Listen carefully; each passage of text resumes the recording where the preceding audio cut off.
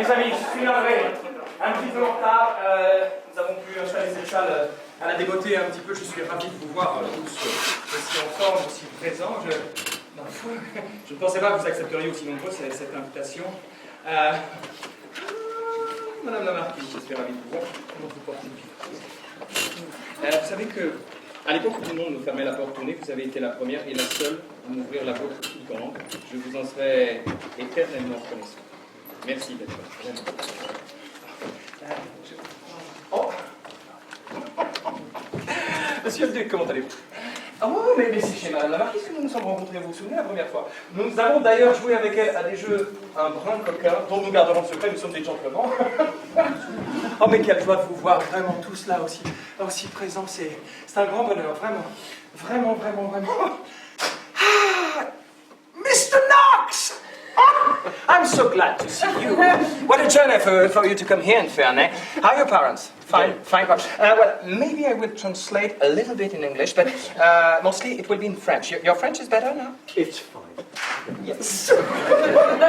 Oh. Non, je vous avoue que j'ai un petit peu craqueux aujourd'hui. Qui avons-nous encore? Non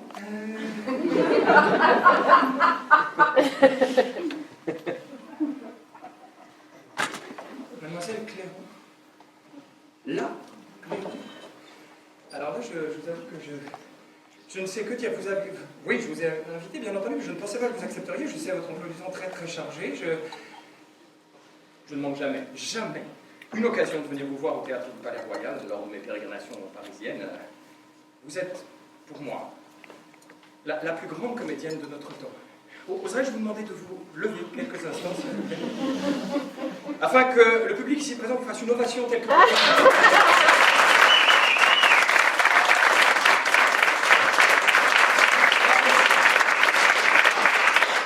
Votre présence risque effectivement de me casser un peu les jambes, comme on dit dans votre jargon.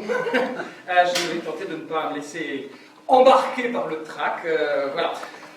Il y a des visages dans cette salle qui me sont connus, chers, révérés, et d'autres totalement inconnus. Alors j'en suis navré, mais je vais donc me permettre de me présenter. Je suis François-Marie Arouet, dit Voltaire.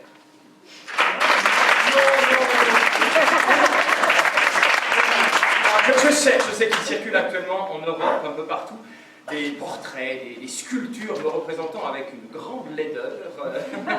Non, ce sont là les œuvres de jeunes artistes dénués de talent. Je suis heureux que vous soyez là pour vous apercevoir que la réalité est tout autre. Non, espérons que la postérité retiendra autre chose.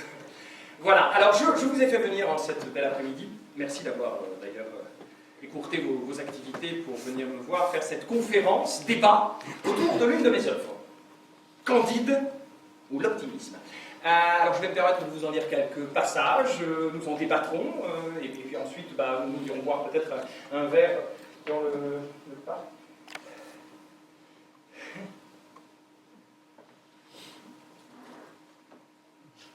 Je vous remercie beaucoup. Très jolie fleur. C'est à moi, monsieur, à vous remercier. Pardon? C'est à moi, monsieur, à vous remercier. Pourquoi?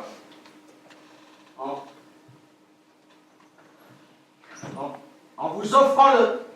Qu'est-ce qu'il y a? En vous offrant le fruit de mes tristes promenades, oui, voilà. Je ne prétends pas vous faire un présent digne de vous, mais vous rendre l'hommage que nous vous devons tous, comme à notre chef. Sensible à l'honneur que vous faites à ma patrie en venant demeurer chez nous, à Genève, je partage la reconnaissance de mes concitoyens. Merci. Vos deux derniers poèmes, monsieur, me sont parvenus jusque dans ma solitude. Oui. Quoique tous mes amis connaissent l'amour que j'ai pour vos écrits, je ne vois pas bien qui a pu me faire ce présent. À moins que ce ne soit vous.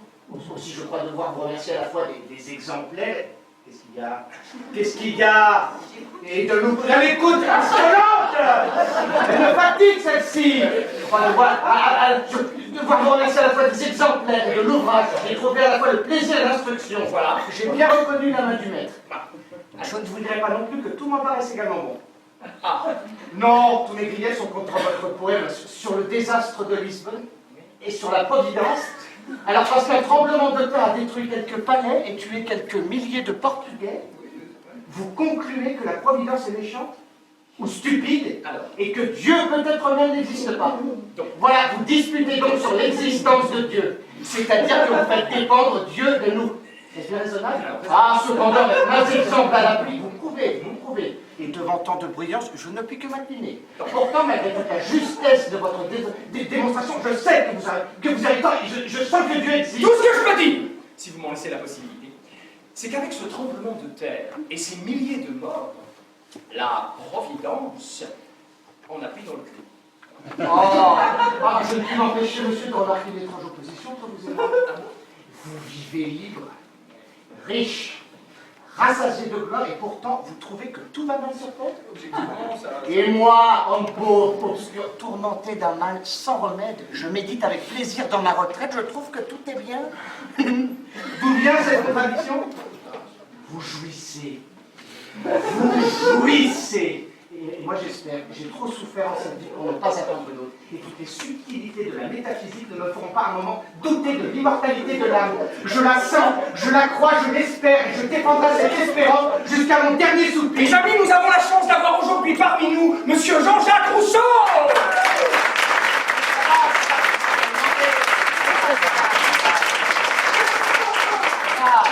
Vous prendrez bien une tasse de café, je vais vous la servir moi-même. Ne vous ayant pas assez remercié pour vos si aimables fleurs. Hein. Mais dites-moi, vous n'avez pas fait tout ce chemin juste pour me parler du bon Dieu, lequel, entre nous, n'en a certainement rien à foutre. Je suis venu m'informer auprès de vous d'une question capitale. Oui, mais on me dit votre santé mauvaise. Venez la rétablir dans l'air natal, venir boire avec moi du lait de nos vaches, brouter nos herbes.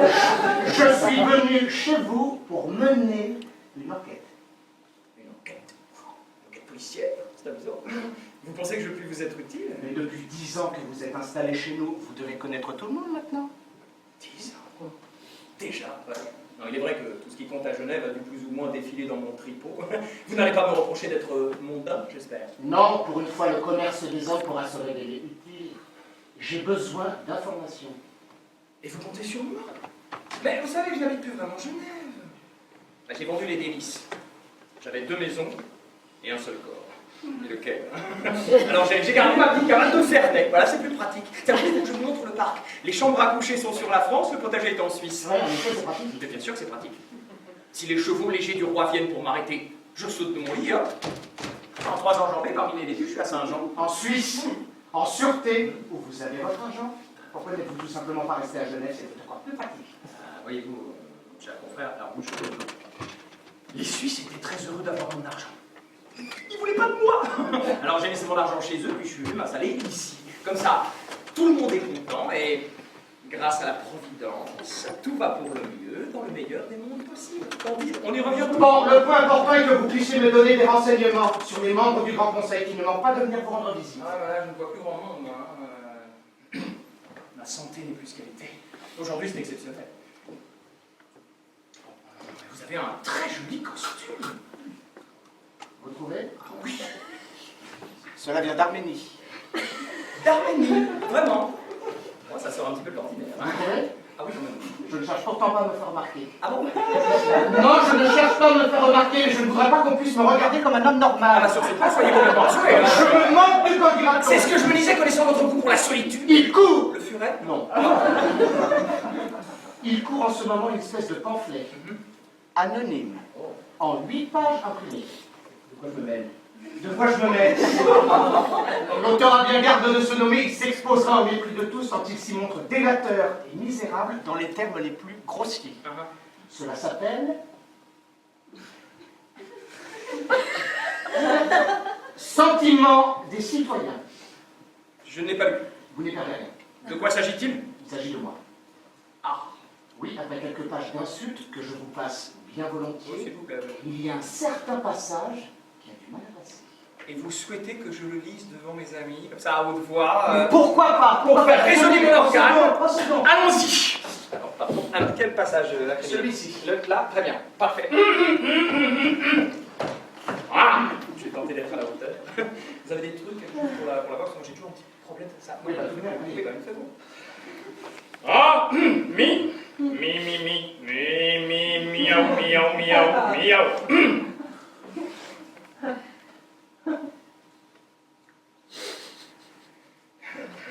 L'âge que voulez-vous. Permettez. Ah, merci.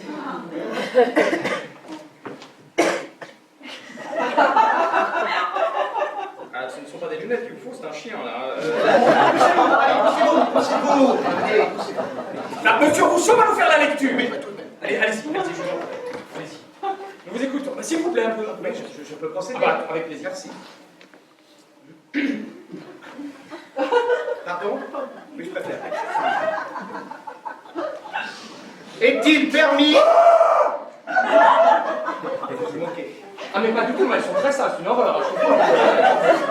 Vous permettez? Bah ouais, Est-il permis? je m'en vais. Non, mais il y a deux verres, je veux pas un petit cyclope comme ça, va tomber dessus. Attendez, non, je la porte, comme ça c'est terminé. Ah, s'il vous plaît, un peu d'attention. Voilà. Est-il permis à un homme né dans notre ville? C'est bien de moi qu'il s'agit. Pourquoi? C'est un jeune bois qui est censé causer. C'est vrai que vous êtes né à Genève. Est-il permis d'offenser à ce point dans ses écrits nos pasteurs qui sont nos parents et nos amis? Et qui ose les traiter ainsi? Est-ce un savant qui dispute contre des savants? Non. C'est l'auteur d'un opéra et de deux comédies sifflées. Jusqu'ici, je ne vois rien de très injurieux, en aucun cas calomniateur, elles ont été sifflées. Oui, non, mais attendez. Nous avouons avec douleur et en rougissant que le coupable est un homme qui porte encore sur son corps les marques funestes de ses débauches. Vous voulez dire la vérole? Et qui, déguisé en saltimbanque, traîne avec lui de village en village une malheureuse femme dont il fit mourir la mère et dont il eut 5 enfants qu'il s'empressa d'abandonner à l'assistance publique, adjurant ainsi tous les sentiments de l'honneur comme ceux de la religion. Bien. Je ne vous le fais pas dire. Et vous avez une idée de l'auteur de ces feuillets diaboliques là? Non. Et c'est bien là la raison de ma visite. Je veux que vous m'aidiez à découvrir. Je crois que c'est Jacob Verne. Jacob Verne? Je l'ai bien reconnu tout d'abord à son style pastoral. Pastoral, je vois. Bon, c'est bien le ton moralisateur de nos ministres protestants. Pastoral comme pasteur protestant. Je ne sais pourquoi, j'avais des visions de bergère, de petits moutons là. Vous connaissez ce Jacob Verne? Oh, coup-ci, coup-ça, bonjour en passant. S'il avait commis ce forfait, vous ne seriez pas sans savoir. Alors vous avez dit Verne ou Vernet? Verne! C'est Verne. Verne n'aurait pas fait ça. Alors Verne, Jacob Verne. Oui, mais oui, Jacob Verne, il vient de temps en temps chez moi, assister à la comédie, oui.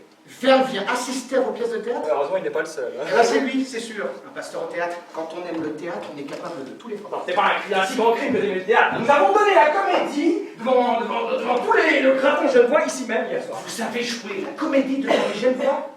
Ici? Oui, dans cette même pièce, bah oui. Ah, c'est horrible. Non, n'exagérons rien, je ne suis qu'un tout petit théâtre d'amateur. Il ne faut pas ouvrir de théâtre à Il y Genève. en a un à Carouge. Mais je sais, le verre est dans la banlieue. Alors, promettez-vous. Venez de temps en temps chez moi assister à la comédie, ça vous déridera si c'est possible. Le théâtre est une abomination. Hier soir, je jouais le rôle de Lusignan dans la petite plaisanterie de Zahir. Vous l'avez lu, je l'ai envoyé. Vous l'avez trouvé. Ça vous plonge là. Vous devriez essayer, vraiment. Moi, monsieur, Oui. un comédien. Ah oui. Mais quelle horreur. Mais monsieur, mais qu'est-ce qu'un comédien? Sinon quelqu'un qui possède l'art, qu'est-ce qu'il y a? Sinon quelqu'un qui possède l'art de parler différent de ce qu'il est, de dire autre chose que ce qu'il pense. Qu'est-ce que la profession du comédien? Sinon un métier par lequel il met en vente sa propre personne et se donne en représentation pour de l'argent. Mais vous parlez comme les grenouilles de bénitier. Ça ne vous gêne pas de mettre votre voix à tous ces cafards de confessionnal? Je ne suis pas un encyclopède. Vous n'êtes surtout pas un encyclopédiste. Mais vous avez écrit dans l'encyclopédie. Oui, des articles de musique, et pour faire plaisir à Diderot. Oui, et dans le moment où cette encyclopédie est interdite, brûlée, menacée, quand de partout se lève la barbarie, l'inquisition, quand les bourreaux fanatiques torturent à mort ce pauvre canasse, vous cueillez des pissenlits en crachant sur la culture et sur les philosophes. Mais monsieur, il y a de la dignité dans les pissenlits. On dit qu'un Allemand a écrit un livre sur un zeste de citron. Je pourrais très bien en faire un sur la moindre mousse des bois, sur chaque poil d'herbe. Voilà qui serait bien mieux que tout ce fatras littéraire dont on inonde aujourd'hui tous les libraires. Mon cher ange, je baisse le bout de vos ailes. Mais si vous haïssez tant les romans, pourquoi perdre tant de temps en écrire vous-même tous les jours? Et à quoi bon écrire des romans quand il y a tant à dire et à redire sur ce qui existe, sur les pissenlits, sur l'organisation végétale, sur la fourchure des longues étamines qui sont les parties sexuelles de la fructification. Mon cher Ange, laissez la marquise. La question du sexe des fleurs est certainement passionnante, mais il est des questions comme cela qu'on se pose, même si elles doivent rester sans réponse. Oui, bon, voilà. Alors, Jacob Verne, dans son pamphlet satanique, ajoute qu'il ne suffit pas de brûler mes livres en place publique, parce que cela ne me ferait aucun mal, mais qu'on devrait commencer par me brûler moi-même. Il n'a pas écrit ça. Ah non?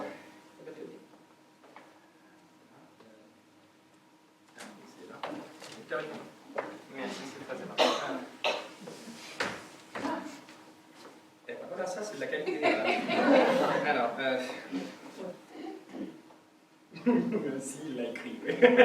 Il ne le pensait sans doute pas vraiment, c'est une figure de style. Ah oui, brûler quelqu'un sur la place publique, vous trouvez que c'est une figure de style? Mais vous savez, les auteurs, même les pasteurs qui se mettent d'écrire, ça exagère toujours. Les auteurs sont des originaux, pas toujours les prendre au sérieux. Tiens, regardez-vous vous-même là, avec vos rhododendrons là. Non, ce sont des onopordons acanthium. Cela vient de l'île Saint-Pierre. Je les ai ramassés sur le bord de la route. Je suis venu à pied. À pied, de Bienne, ça fait au moins 50 lieues. Non, 47 en passant par Neuchâtel. J'adore la promenade, cela dégage l'esprit et cela me permet de penser. Ouais, enfin, tout de même 50 lieues. Eh ben, je pense beaucoup. Oui, ça vous laisse le temps d'admirer les pétunias qui bordent la route. Oh, et puis je n'ai pas assez de sous pour rouler carrosse. Pardon, je suis là, je vous ai très mal accueilli, vous avez raison.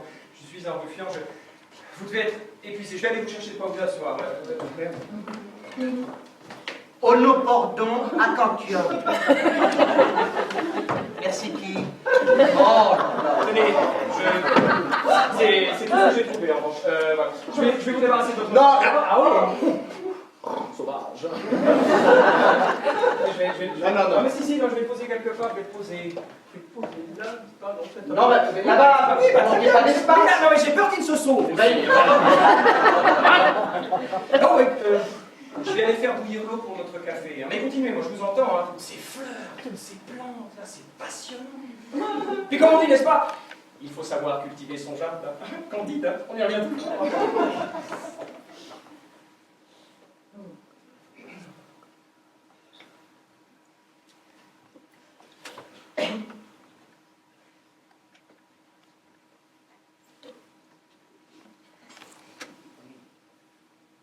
Vous êtes gentiment logé. Non, c'est une toute petite cabane, hein, tout au plus. Jacob Verne dit qu'on devrait me brûler vif. Mais quand je dis que c'est bien lui l'auteur du pamphlet, vous pensez que je brûle déjà? Vous savez, moi je ne suis qu'un proscrit comme vous. Hein. Je ne peux pas être en train de bourreau. À l'eau chauffe. Je vous ai installé une petite tasse pour vous, une petite tasse pour moi, des petits gâteaux. Et attention, hop là, hop là, hop là. Où est la reine de cœur? On va pas se servir.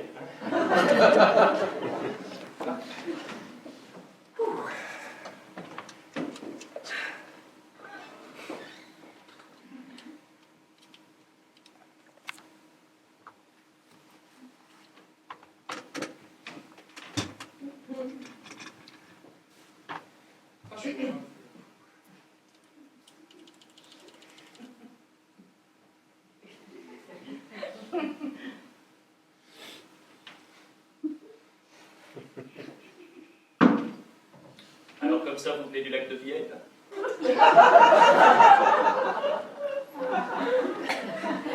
Sincèrement?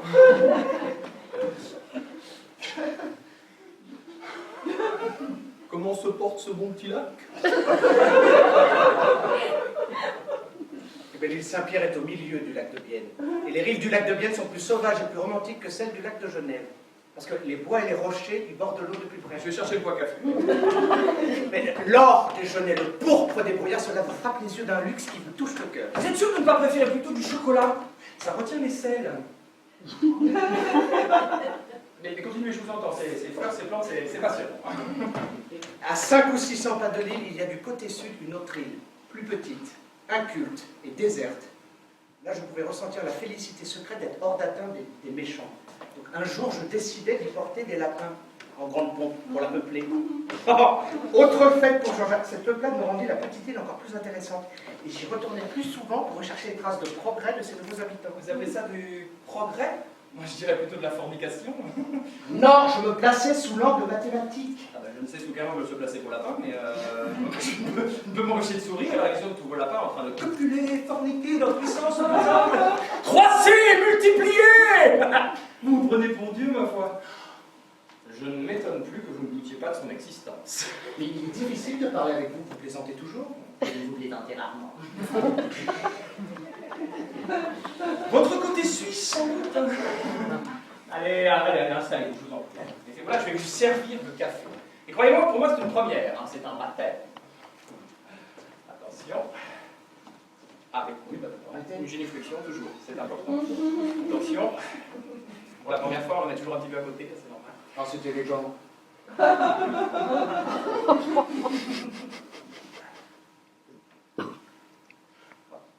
Presque, bah oui, bah toujours.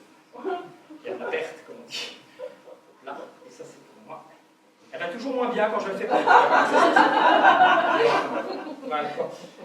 Dites-moi, quel mot très mignon avez-vous prononcé tout à l'heure? Je ne le connaissais pas. Vous avez dit... romantique. Oui, vous avez certainement voulu dire romanesque. Non. Non, je voulais dire que loin des hommes et de leur fureur, loin de l'envie, de la vanité et de l'ambition, loin surtout de leur persécution, pour la première fois, je me sentais en équilibre. Parce que je ne reposais que sur moi, comme Dieu, vous l'avez dit. Mes amis, c'est un auteur, il plaisante, vous savez ce que c'est? Non. Vous savez qu'on a brûlé des doigts de pied à des gens pour avoir dit des choses moins hardies, hein? Ah mais moi, pas laissé longtemps sur mon île. Je viens de recevoir l'ordre d'en sortir. Et je pense que ces feuillets orduriers ne sont pas pour rien dans cette décision. Oui, le pamphlet anonyme. Comment dites-vous que ça s'appelle déjà? Sentiment des citoyens. Sentiment des citoyens. Jusqu'à ces derniers jours, j'étais bien certain que c'était de Jacob Verne. Mais c'est-à-dire que j'en suis plus si sûr. Enfin, en même temps, vous ne manquez pas d'ennemis, hein. Vous avez même un certain talent pour vous en créer. Puis bon, ce qui vous arrive là, si j'ose dire, ce sont les risques du métier. Sans parler de moi, hein. Regardez votre ami Diderot en prison dans son donjon de Vincennes. Non!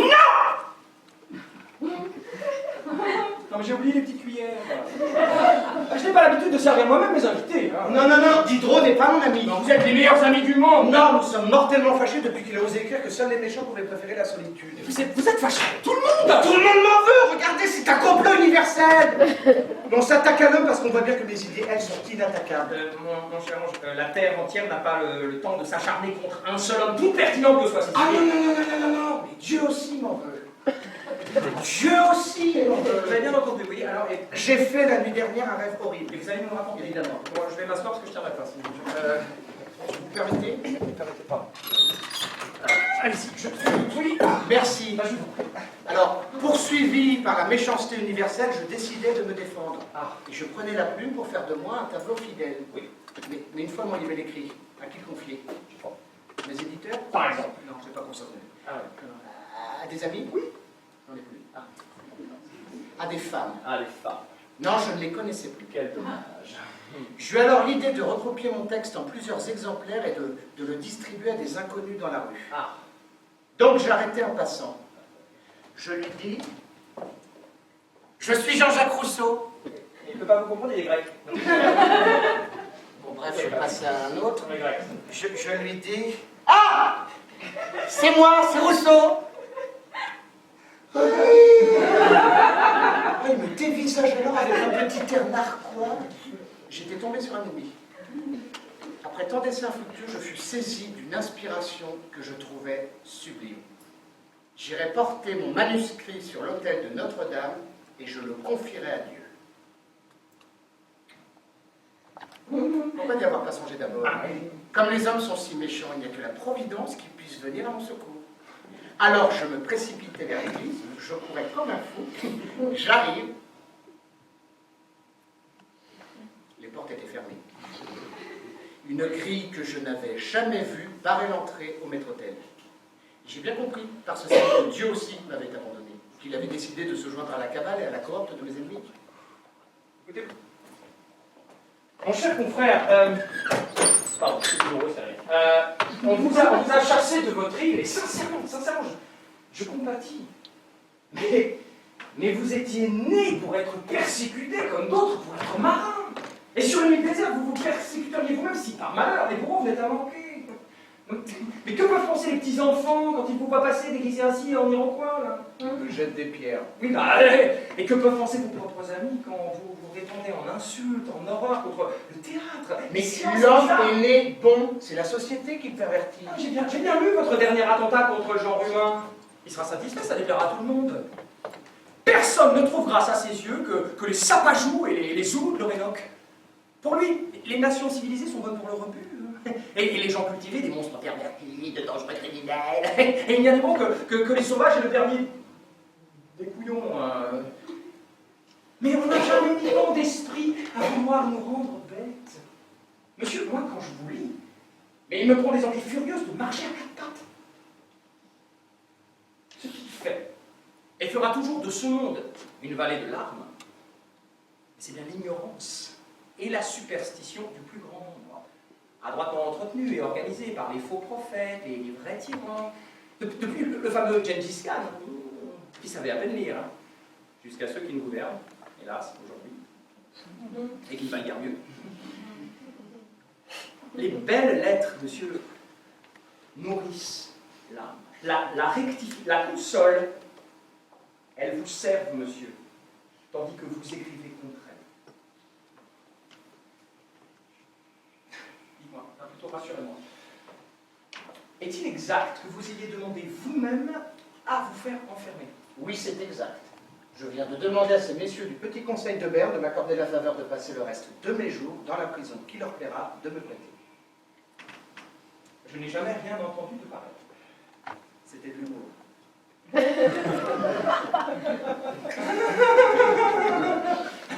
Alors, outre le fait que je vous crois fort peu capable d'humour, qui est une qualité britannique, et pas du tout genevoise, moi-même qui passe pour un joyeux plaisantin, mais qui ai fait 2 séjours mémorables dans les prisons de mon roi bien-aimé, j'ai la plus grande peine du monde à m'esbaudir d'un sujet pareil. Je ne sais pas l'art de converser avec mes bourreaux quand je me vois chasser partout, mes œuvres brûlées en place publique et que les gamins me jettent des pierres. Mais pouvez-vous dire que quelque part, vous n'avez pas cherché?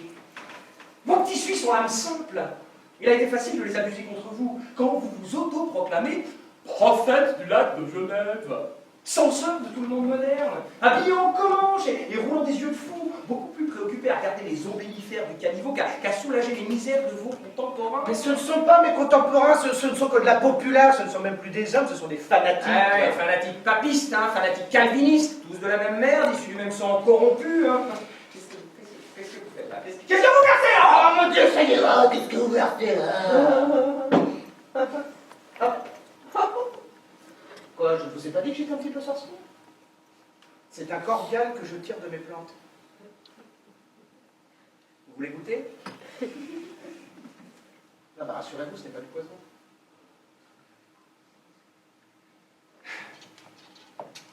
En revanche, est-ce qu'il faut touiller? Est-ce qu'il faut touiller? Si vous voulez touiller, vous touillez. Moi j'aime touiller. Eh ben touillez. Vous voulez touiller? Non, je ne touille pas. Je vais vous la laisser au cas où, on ne sait jamais. Une envie de touiller. Tiens, si vous voulez, vous pouvez agrémenter votre breuvage de ces petits gâteaux. C'est mon pâtissier qui les a faits ce matin. Surtout frais. Je suis comme ça.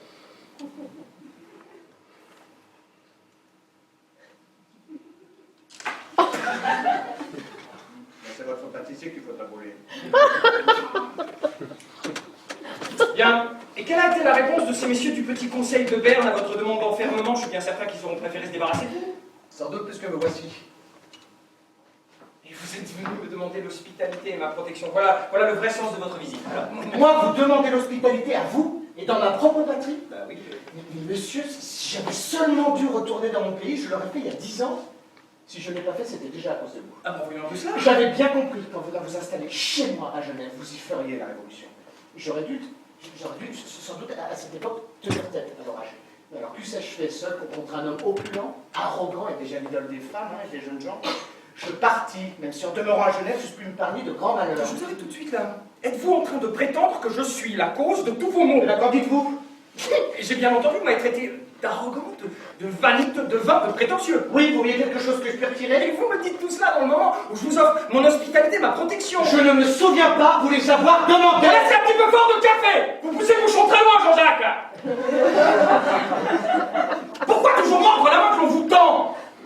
Vous avez écrit, je crois, un traité sur l'éducation. Vous devriez savoir que pour une telle entreprise, il faudrait commencer par être bien élevé soi-même. Et si le but de votre visite est de venir me dire des insultes devant mes amis, vous devriez savoir également que l'homme est peut-être né bon, mais que moi, je ne suis pas d'un naturel patient, et que si vous m'échauffez la cervelle, je pourrais bien vous faire mettre dehors. Ah bah vous êtes bien tel que je m'attendais à vous trouver, le plus intolérant des hommes. Mais allez, vous êtes un philosophe. Ah oui, un philosophe. Oui, Parce qu'il y a un jeu violent. Vous êtes un philosophe, monsieur, comme tous vos confrères, qui veut se faire passer pour des cœurs sensibles, mais dont le seul désir de briller anime les discours.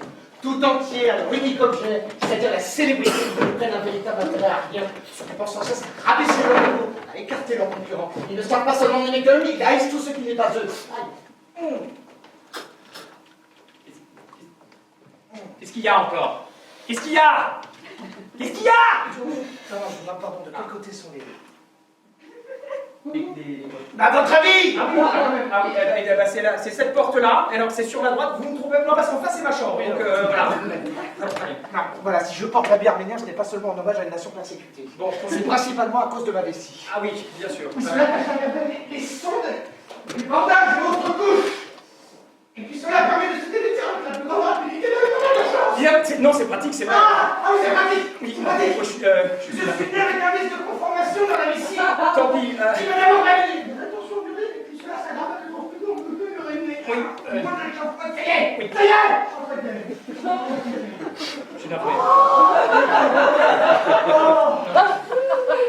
Je vais tenter de le faire partir rapidement. Alors vous pensez aujourd'hui que je suis ému et qu'il fait chaud? Oui, bah on est bien un peu de choses, hein. Voilà. Je suis navré. Voilà, bien. Oh là là, c'est cette même infirmité qui m'empêcha d'être présenté au roi lors du triomphe du devin de village. Ma pièce, à Fontainebleau. Déjà durant toute la pièce, je n'en pouvais plus me retenir, mais me sachant la cible des regards de toutes ces duchesses-là. Alors, je ne pouvais pas m'absenter, dans le centre d'intérêt de toute la curiosité. Je passais une jambe sur l'autre. Vous voyez? Je me tendinais sur place. Seuls ceux qui connaissent cette étape peuvent me comprendre. Durant toute la pièce, j'endurais 1000 morts. Et quand enfin celle-ci fut sur le point de s'achever, je fus pris d'une peur panique. Parce que, outre ma timidité maladive qui me trouble devant le moindre inconnu, qu'allait-il en advenir devant Sa Majesté? Je m'imaginais qu'au moment de la saluer, je pourrais lui dire que... avant de me précipiter vers les... Donc je n'hésitais pas une seconde et je m'enfuis avant la fin de la représentation. Et cela fut très mal pris. C'est amusant de constater qu'une réputation révolutionnaire puisse naître d'une trop grande envie de pisser. Voilà. Oh, dis donc! Non, parce que vous ne le savez sans doute pas, mais ma santé est fragile, m'oblige à faire une petite pause à cette période-ci de la journée. Donc, si vous vouliez avoir la gentillesse de me laisser avec mes amis pour que je puisse faire cette conférence... Non, je vais rester. Ah. Non, je viens faire la paix avec vous. Je ne veux plus que nous nous querellions. Voyons si c'est un pari que vous serez tenu. J'ai été odieux avec vous qui vouliez me venir en aide. Je me jetterai à vos pieds jusqu'à ce que vous me pardonniez. Non, c'est pas la peine. De toute façon, je n'aurais pas pu accepter votre invitation. J'ai déjà promis à M. Guillaume, qui va dire chez lui en Angleterre. Monsieur quoi? Monsieur Guillaume. Dis-nous son mari d'ami, Guillaume. Choum! Choum est un ami. Ne le maltraitez pas. Oui, je sais, je suis maussade, bourru, taciturne. Madame d'Épinay m'appelle son ours. Bah, voilà, ça devrait bien de votre part. Allez. Nous sommes fâchés. Ah bah, j'en suis désolé pour vous. Hop là. Vous l'avez rencontrée récemment? Qui ça? Madame d'Épinay. Elle est passée par Genève. Bon, vous n'aurez pas résisté à la conversation d'une jolie femme, ou alors vous seriez en dessous de votre réputation. Mais savez-vous, mon cher séducteur, la conversation de Madame d'Épinay n'est pas l'endroit le plus charmant de sa personne. Elle vous a parlé de moi? Qui ça? Madame d'Épinay. Oh mon Dieu, pourquoi? Le savez-vous, mon cher centre du monde? Avec les femmes ravissantes, il y a des sujets plus croustillants. Hein. Oui, mais Madame d'Épinay, connaissant tous mes petits secrets, je me disais que vous auriez peut-être succombé à la tentation de vous informer sur moi Sur vous? Ah bah non, non, non, non, non, non. Ah non, elle m'a juste dit qu'elle était bavarde, hein, comme toutes les jolies femmes. Hein. Et qu'en cela, elle pouvait me dire quoi que ce soit, sur qui que ce soit. Allez hop, c'est fini, c'est terminé, on y va. Je n'ai pas la vérole. Eh bah tant mieux. Et je jure devant Dieu que je ne l'ai jamais eu. Alors comment ose-t-on traiter de coureur de bordel un homme qui jamais n'y fut de sa vie? Donc je vais faire avec simplicité la déclaration suivante. Aucune maladie de la nature de celle dont parle notre auteur, ni petite ni grande, n'a souillé mon corps. La mère de la personne qui m'accompagne et qui partage mes afflictions est bel et bien en vie, en dépit de ce qu'affirme ce chiffon. Je peux même dire malheureusement, parce que c'est une sale bonne femme. Quoi qu'il en soit, et quel que puisse être l'auteur de ces lignes atroces, j'aimerais mieux, au meurtre près, avoir commis tout ce dont on m'accuse, plutôt que d'avoir pu écrire des choses semblables. Attendez là. Attendez. Vous n'avez tout de même pas pu supposer que cela aurait pu être moi. Je vous mentirais si je vous disais que cela ne m'a pas traversé l'esprit. Mais ça ne peut pas être vous. C'est trop mal écrit. Il y a des fautes de français que vous n'auriez jamais faites. Mais il y aurait une autre hypothèse. C'est que quelqu'un ait pris le style de Verne pour faire accroire qu'il s'agirait de lui. Vous voyez, cela serait une sorte de... à la manière de... un pastiche, c'est ça. Enfin, il apparaît que votre calomniateur vous connaît mal et a été mal renseigné. Très mal renseigné. Parce qu'en ce qui concerne les enfants... Ah, ça, c'est un sujet qui m'intéresse concernant les Oui, alors, je jure sur la Bible de n'avoir jamais abandonné aucun enfant à la porte d'un hôpital ni ailleurs. Ouais, est-ce que c'est tout de même que les méchants enfants? Mais alors, pourquoi s'acharner ainsi contre vous? Mais c'est un complot universel. La franc-maçonnerie de l'Inde me poursuivra partout. Vous n'avez rien de bon à attendre de la part de vos ennemis. Essayez au moins de ne pas vous mettre tous vos amis à dos. Mais des amis comme Grimm et Delvac, mais je vous les laisse bien volontiers. Je sais, je suis maussade, bourru, taciturne. Il peut m'arriver de blesser les gens. Mais bien innocemment, ma vie est coupée en deux parties distinctes qui semblent appartenir à deux individus différents. Mais mon premier est un homme doux, paisible, dont le cœur fait pour s'attacher, se donne sans compter. Bon, mon second est un homme noir, dur, farouche dans son affreuse philanthropie. Il se plaît qu'à marquer sa haine pour tout le genre humain. Et mon tout, je les commence au fond des bois avec des plumes dans le cul, et nous donne le ridicule de vouloir nous resservir sans succès une mauvaise ressucée d'Alceste. Molière n'a rien compris aux misanthropes. Pardon. Molière n'a rien compris aux misanthropes. Même quand il répète, je Non, il a cru que c'était une pièce comique. Molière n'a rien compris aux misanthropes. Ou plutôt, il s'est fait dépasser par sa pièce. Ou non, son personnage principal l'a dépassé. Alceste n'est pas du tout content de son auteur. Voilà les personnages qui partent en guerre civile contre les auteurs. Non, alors toutefois, je dois convenir que Molière avait un certain talent. Ah bah je vous remercie pour lui, ça lui fera certainement très plaisir. Il est mort de trucs près de 100 ans. Oui, mais par là, il n'en est que plus coupable. Il raille les vices sans jamais faire aimer la vertu. Comme tous ses imitateurs. Et cela dans le seul but de faire rire le parterre. Mon cher imitateur, si vous haïssez tant le théâtre, pourquoi perdre autant de temps à en écrire vous-même? Et j'ai déjà répondu 10 fois à cette question, c'est une erreur de jeunesse. Une erreur de jeunesse? Une voilà. Moi, quand je lis vos œuvres complètes, comédie, opéra, dialogue, ça fait un sacré nombre d'erreurs de jeunesse, hein. Et aujourd'hui, vous les faites publier, vous les faites représenter, ce qui montre une certaine constance dans l'erreur, voire même une certaine difficulté à s'en corriger. En publiant mon œuvre, je réponds à l'attente du public qui la réclame. Ah, mais c'est très gentil à vous de ne pas décevoir. Mais alors pourquoi ne pas admettre une bonne fois que vous êtes possédé, mais comme tous les auteurs, par la passion d'écrire et celle d'être imprimé? Ce sont là deux passions qui ne sont ni pires ni meilleures que toutes celles contre lesquelles vous partez en croisade, tel un nouveau paillard, là, dans votre style obscur. Je jure sur la Bible. Encore? Et encore si je veux. Ça sert à ça. Si Non, ça sert à ça, allez-y. Et alors, je jure sur la Bible d'avoir écrit ma pièce Narcisse à l'âge de 18 ans. 18 ans, de ne l'avoir jamais plus corrigé ni même regardé ensuite. Mais dis donc. Mais je trouve qu'il y a de la dureté à me reprocher aujourd'hui certains amusements de ma jeunesse, dont je me sens à peine l'auteur. Ce sont comme des enfants illégitimes dont on rougit d'être le père et qu'on en va chercher fortune ailleurs, sans bien s'embarrasser de ce qu'il devient. Excusez-moi, vous parlez d'enfants illégitimes. Il semble que vous soyez un spécialiste de la question. Bon, la philosophie doit disparaître. La philosophie doit disparaître. Répète, je comprends. Non seulement parce qu'elle creuse le lit de l'athéisme, mais parce qu'elle est inutile.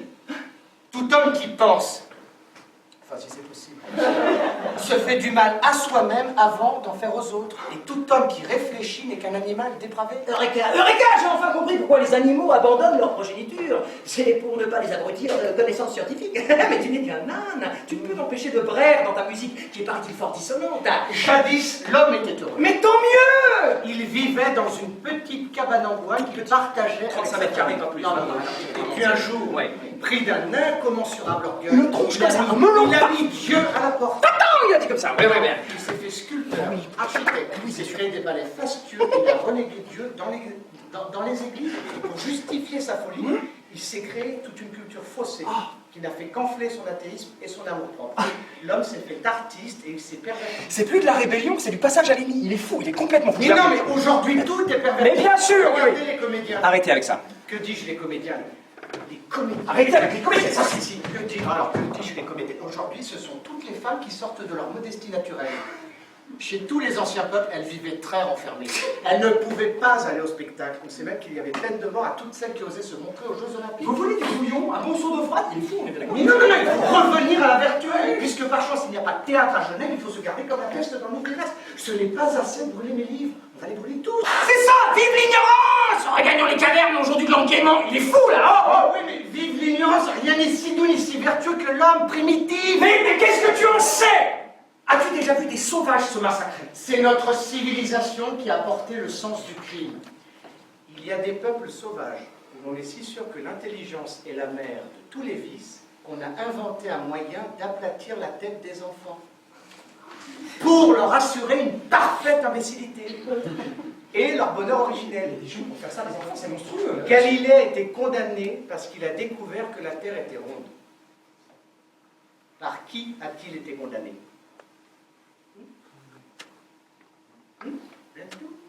Par des ignorants? Non. Il a été condamné par des savants qui étaient persuadés que la Terre était plate. Ce qui prouve que ce n'est pas l'ignorance qui est cause du crime, mais l'erreur. Et l'erreur vient d'un faux savoir. Mais si tu condamnes quelque chose pour l'abus qui en est fait, c'est comme si tu te privais de manger sous prétexte que tu peux avoir une indigestion. Il n'empêche que si Galilée avait eu affaire à des ignorants, donc des indifférents, il n'aurait pas été persécuté. Tous ses détracteurs seraient partis tranquillement à la chasse ou à la pêche. En tirant leur feu même par les cheveux. Grand docteur, je sais tout. Judicieux admirateur de la bêtise et de la brutalité des sauvages, vous avez décrié les sciences, oui, mais vous avez cultivé les sciences. Vous avez traité les auteurs, les philosophes de charlatans. Vous avez été vous-même auteur de bien mauvaises comédies. Hein. Ah, vous vous êtes fait le précepteur d'un certain... Non. Émile, Bonjour madame. que vous formez par des moyens impraticables à devenir un parfait crétin. Ne craignez-vous pas que ça finisse par vous rendre désagréable aux yeux de l'être suprême, comme vous l'êtes déjà aux yeux de tous les hommes? Tiens, vous dites que vous êtes le seul auteur de ce siècle? Oui. Et que le public est sot? Bah regardez. Soyez modeste, docteur, je sais tout, s'il vous plaît. Un bon écrit est celui qui éclaire l'homme. Le mauvais, celui qui épaissit les nuages, qui lui cachent la vérité. Et il y a dans vos écrits, cher Jean-Jacques, beaucoup de nuages. Hein. Et vous dites que vous êtes le nouveau Christ. Absolument. Mais Jésus disait qu'il était doux et humble de cœur. Et vous, alors, vous n'êtes ni doux, ni humble de cœur. Hein. Il ne vous restera plus qu'à créer une église de votre religion, là, que personne ne comprend. Et quand vous sentirez les approches de la mort, vous vous traînerez à quatre pattes dans l'assemblée des bêtes et vous leur tiendrez, ô Jean-Jacques, à peu près ce langage. Au nom de la Sainte Vertu, Amen! Mes chers petits enfants, obstinez-vous dans votre grâce et de votre sensibilité, et soyez toujours vertueux, car c'est la même chose. En vérité, je vous le dis, le vrai bonheur de l'homme est de manger des fruits, de dormir dans le creux d'un arbre, et surtout, de ne jamais penser. Oh, Émile, viens là, Émile, dis bonjour, Émile. Bonjour, madame. Émile, mon premier disciple, selon mon cœur, me succédera. Bon, il sait à peine lire et écrire, bon, mais il vous parlera beaucoup de moi. C'est assez pour vous gouverner, puisque vous êtes des bêtes. Soyez machinalement vertueux, ne pensez jamais. Et rapprochez-vous des bêtes, car chez moi, la bêtise est proche de l'état naturel. Ouais, j'ai prétendu le contraire dans d'autres endroits, mais cela n'a pas d'importance. Allez, je vous recommande la sainte vertu. Adieu, mes chers petits enfants. Je meurs. Que Dieu vous soit en aide.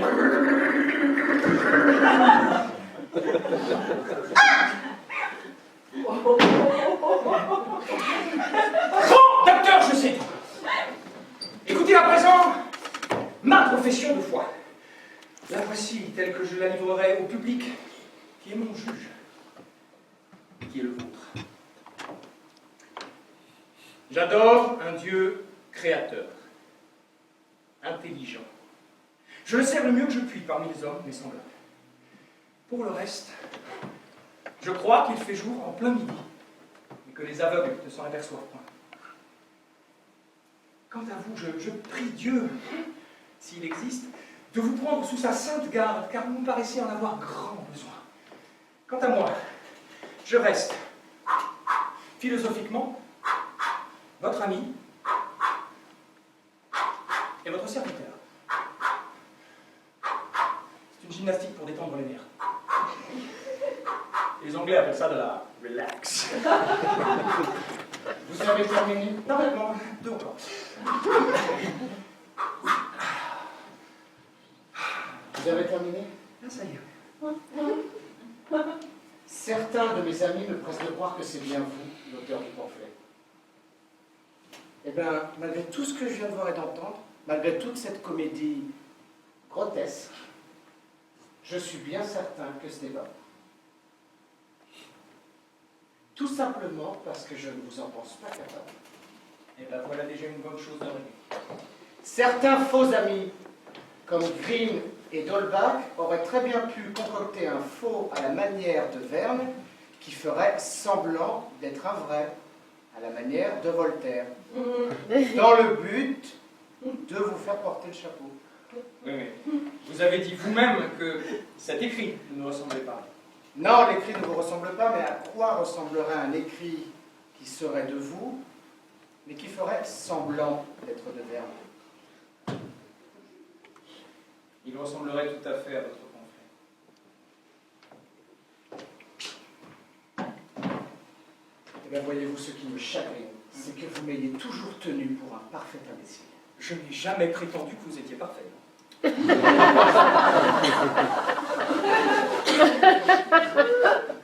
Quand je dis que la science est mauvaise, qu'il faut brûler les livres et les bibliothèques, et que tout homme qui réfléchit n'est qu'un animal dépravé, il est bien évident que je n'en pense pas un mot. Vous n'en croyez pas un mot? Non, mais vous me prenez pour un demeuré. C'est-à-dire que vous êtes le premier homme qui demande à se faire enfermer et le premier auteur qui déclare ne rien croire de ce qu'il écrit. Donc, Oui, c'est une fausse supposition. Une fausse supposition. Comme en mathématiques. Ah, si c'est comme en mathématiques, ça va nous aider. Mais il est bien évident que le bon sauvage n'existe pas, il n'existera jamais. J'irais même jusqu'à dire que cela n'a pas la moindre importance. Moi, je veux à la folie le bonheur des hommes. Je vous croyais l'ennemi absolu de tout genre humain. Non, je suis un grand amoureux de l'humanité. Malheureusement, partout où je vais, je ne trouve jamais que des hommes. Bah oui. Mais comment leur faire comprendre à ces hommes dévoyés que leur misère n'est pas inéluctable? Dieu n'a pas voulu le malheur de sa créature.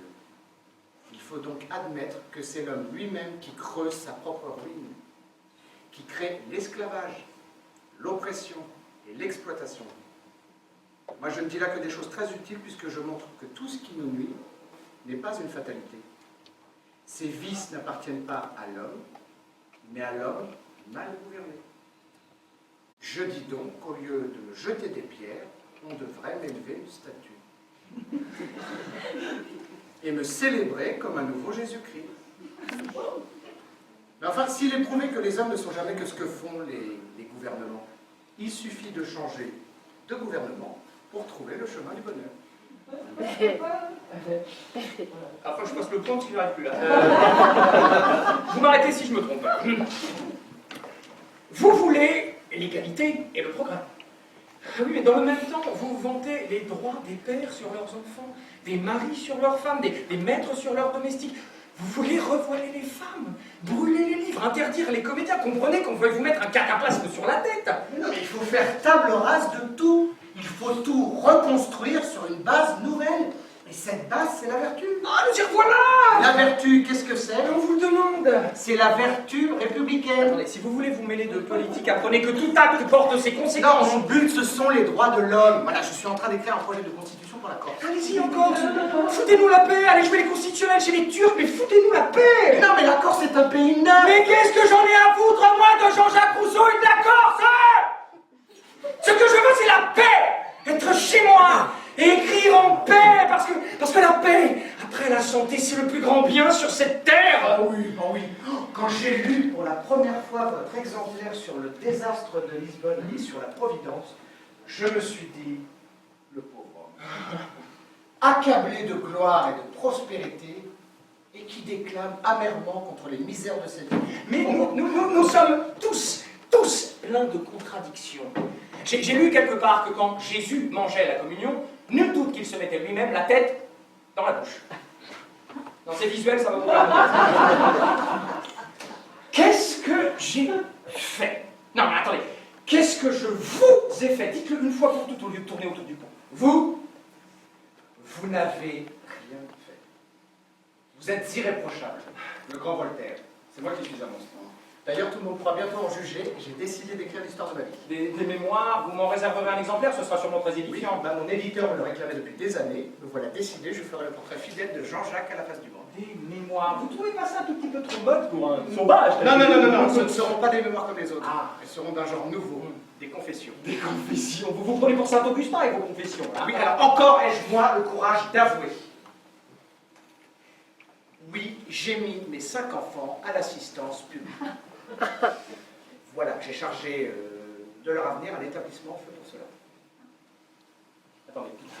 Non, vous avez juré tout à l'heure solennellement sur la Bible n'avoir jamais abandonné aucun enfant à la porte d'un hôpital? Non. Il y en a une quarantaine à pouvoir... Je ne suis pas tout seul, il y a des témoins. Non, j'ai juré de n'avoir jamais personnellement abandonné aucun enfant à la porte d'un hôpital ni ailleurs.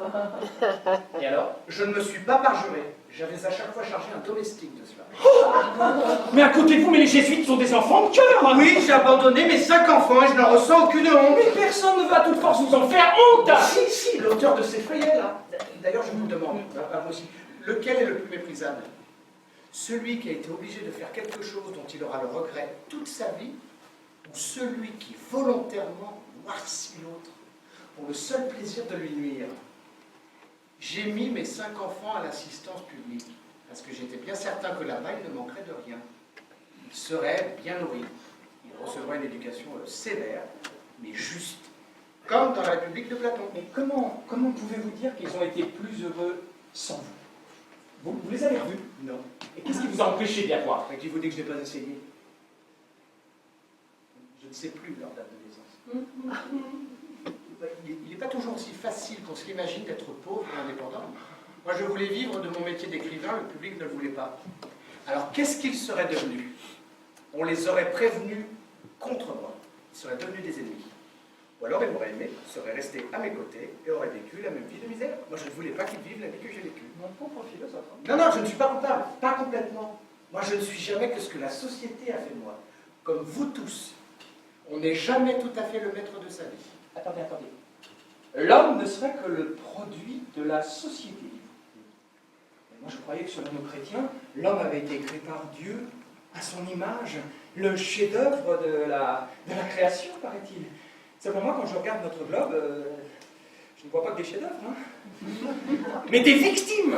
Et tout n'est qu'un vaste champ de carnage et d'infection. L'homme est plus malheureux que tous les animaux ensemble, parce qu'il aime la vie, mais qu'il sait qu'il mourra. Alors il consume l'instant de sa détestable existence à faire le malheur de ses semblables et à se repentir sans cesse. La foule des hommes n'est qu'un assemblage horrible de criminels infortunés, et notre globe ne contient que de futurs cadavres. Et parfois il me vient l'idée saugrenue peut-être que je préférerais ne pas être né. Ah bon? On peut dire que vous avez le talent d'être consolant. Il n'y a pas de Vivaldi chez les hippopotames. Non, mais il n'y a pas de Boccherini chez les rossignols. Il n'y a pas de Rembrandt chez les abeilles. Savez-vous pourquoi? Pourquoi les animaux bâtissent des nids, des tanières, sans pour autant construire de système théologique? c'est parce qu'ils ne savent pas qu'ils mourront demain. Et c'est aussi pour cela qu'ils n'écrivent pas de théâtre. Non, il ne faut pas ouvrir de théâtre à Genève, cela ne sert strictement à rien. Vous avez écrit vous-même votre pièce de Mahomet et le fanatisme. Oui. En avez-vous pour autant l'impression que l'on ait fait de plus grands progrès vers une plus grande tolérance universelle? Mais il faut faire tout ce que l'on peut pour sortir les gens de Le l'erreur. fanatisme, ce n'est pas une erreur, c'est une fureur. Essayez donc de raisonner un fanatique. Vous ne ferez que l'exciter davantage. Ne sentez-vous pas bien que si demain les fanatiques venaient à notre porte, il faudrait laisser les livres et les bibliothèques et s'armer d'un bon bâton, car c'est le seul langage qu'ils connaissent. Mon cher ami comédien, vous m'avez tout à l'heure donné une très jolie scène de repentir, je ne doute pas que vous fussiez sincère, c'est très bien, mais pour moi ça ne suffit pas. Bon, cela suffit à Dieu, alors que vous faut-il à vous? Il faut essayer de ne pas recommencer. Et pour cela, il faut savoir distinguer le bien du mal. Et pour apprendre à les distinguer, il faut cultiver son jardin. Au revoir, monsieur. Bien, alors êtes-vous l'auteur de Sentiments des citoyens? Oui. Ah bah voilà, c'était pas si Il dur. fallait vous faire Voilà. taire. Il y a un moment où un fou ridicule devient un fou dangereux. Moi, je ne suis pas chrétien. je Fatigue. sais pas. Quand on me donne une chic sur la joue droite, je donne un grand coup de poing sur la joue gauche de celui d'en face pour lui ôter l'envie de recommencer. Nous n'avons jamais été aussi près de la victoire, mais la République des lettres est en danger. Nos ennemis, sentant que tout leur échappe, ne se contiennent plus. Mais regardez Diderot en prison, d'Alembert qui n'ose plus écrire, Helvétius qui se tait, Calas sur sa roue, et Sirven que j'ai eu tant de mal à mettre en sûreté. Mon dictionnaire philosophique lacéré, brûlé devant un parvis d'église. Oui, regardez-vous vous-même, en exil, toutes vos œuvres censurées. Tout ça pourquoi? Pourquoi? Parce que pouvoir et religion ne sont pas séparés. Les infâmes se font hystériques parce qu'ils sentent qu'ils ont perdu la partie. Et c'est le moment que vous choisissez pour venir nous attaquer. Parce que ça fait joli de péter contre l'intelligence. Faut pas vous tromper de camp, Jean-Jacques. Moi, je suis pour la tolérance, je suis contre la censure. Il fallait vous faire taire, j'en suis désolé pour vous. Ça vous ressemble bien les leçons de morale et de vertu. Bah voilà, je suis coupable. Je suis coupable, voilà, très certainement. J'ai l'impression que ça vous fait plaisir. Mais j'ai bien compris, Joseph, vous n'êtes pas venu pour m'accuser. Non, non, non, non. Vous êtes venu pour vous disculper. Mais avant d'être coupable ou innocent, nous sommes responsables. C'est facile à dire avec le cul dans la soie. Les chiens qui mordent sont souvent les mieux nourris. C'est le même fond chez moi qui s'occupe de la malheureuse famille Calas et qui ne peut que s'emporter contre les infâmes. Le même fond de commerce. Pour vous échapper de la vérole. Capitaliste. Oui, capitaliste. Vous avez des actions dans la Compagnie des Indes qui s'enrichit en faisant la traite des esclaves. C'est faux. Ah, cela ne vous jette pas la conscience de boursicoter sur la chair humaine? Mais c'est faux! Ah, triste bâtard du chef Diogène, faut te peigner et prendre des bouillons rafraîchissants. J'ai fait abolir le servage dans le Jura. Oui, ah, vous aimez apprendre la défense de tous les opprimés, pourvu qu'ils soient de couleur blanche. C'est une abomination, mais il est devenu tout à fait fou. Polisson malfaisant qui a changé 3 fois de religion. Mais oui, monsieur le comte. Quoi, monsieur Comte? Quoi, monsieur le comte? Vous venez d'acheter le domaine de Tournai? Le titre de comte y est attaché. Jamais je me suis fait appeler monsieur le comte, ça me ressemblait bien à la voyer du fond de ton Mais temps. vous ne vous faites pas appeler monsieur le comte? Non. Monsieur le comte. Mais vous en avez les airs et la cour. Et quand vous aimez apprendre la défense de la veuve et de l'orphelin, vous avez toujours en tête ce que cela vous rapporte. Mais allez, mais toutes vos philosophies ne sont que des idées de riches. Moi, je vais vous dire le vrai fond de la pensée à vous qui aimez bien parler de morale et de vertu. Le premier grand criminel de tous les temps est celui qui a entouré un champ de barrières et qui a dit ceci est à moi. Je ne pourrais rien posséder moi-même. Non, parce que par là, vous l'enlevez aux autres. Vous voulez priver celui qui a semé des fruits de ses efforts? Mais les fruits sont à tout le monde, la terre n'est à personne. La terre n'est à personne, mais ça ne vous empêche pas de la cultiver. Parce que si vous laissez votre verger en friche, les fanatiques de tous bords viendront vous le dévaster. Et ne vous en déplaise, monsieur Rousseau.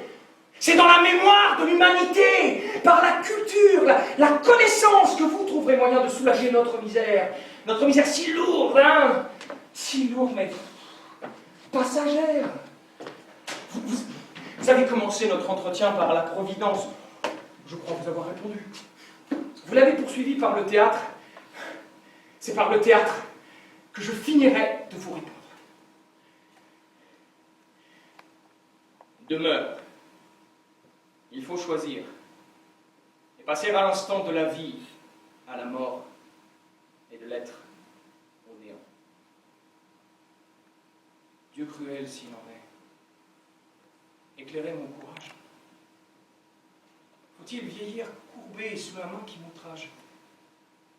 Supporter. Ou finir mon malheur et mon sort? Qui suis-je? Qui m'arrête? Qu'est-ce que la mort? C'est C'est la fin de nos mondes. C'est mon unique asile.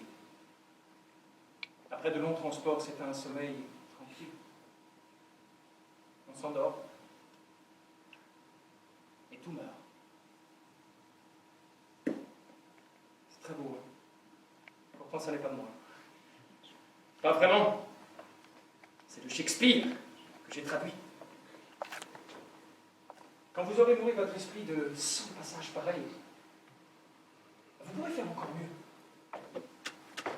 Vous pourrez enfin vous mettre au régime de penser par vous-même. Adieu, monsieur.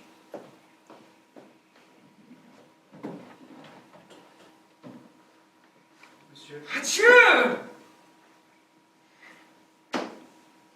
j'étais venu faire ma confession. J'étais en droit d'espérer de recevoir la vôtre. Je ne vous aime pas, monsieur. Mais de tous les sentiments dont mon cœur a été pénétré pour vous, il n'y reste que l'admiration qu'on ne peut refuser à votre génie. Si je ne puis honorer en vous que vos talents, ce n'est pas de ma faute.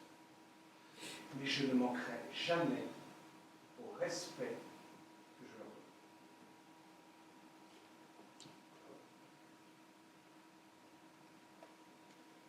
Adieu, monsieur.